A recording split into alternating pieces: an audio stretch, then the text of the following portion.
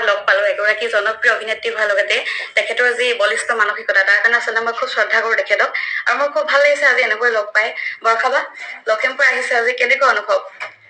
ভাল লাগিছে আজি বৰ বিশেষ দিন এটাত আহিছো লখিমপুৰলৈ আমন্ত্ৰণ পাই পেলাই অসম জাতীয়তাবাদী যুৱ ছাত্ৰ পৰিষদ আৰু টাই আহোম যুৱ ছাত্ৰ পৰিষদৰ আজি ঐক্যভাৱে তেওঁলোকে অসম দিৱস উদযাপন কৰিছে চুকাফা দিৱস আৰু খুব ভাল লাগিছে আজি ইয়াতে বেছি হয় আৰু আপোনাৰ মানে অৰ্থনৈতিক দিশতো স্বাৱলম্বিতাৰ দিশত যি হেপী কৰ্ণাৰ কথা শুনি আছো হয় সেই ক্ষেত্ৰত আপোনাৰ আচলতে সেই জেগাখিনি আমাৰ নিজৰ গতিকে এনেই কৰি থকাতকে মই ভাবিলো 4-5জন যুৱকক যদি মই চাকৰি দিব পাৰো মানে কৰ্মব্যস্ততা দিব পাৰো সেইটো মোৰ কাৰণে এটা গৌৰৱৰ কথা হ'ব সেয়ে তেনেকে আৰম্ভ কৰিলো সেই চিন্তাৰে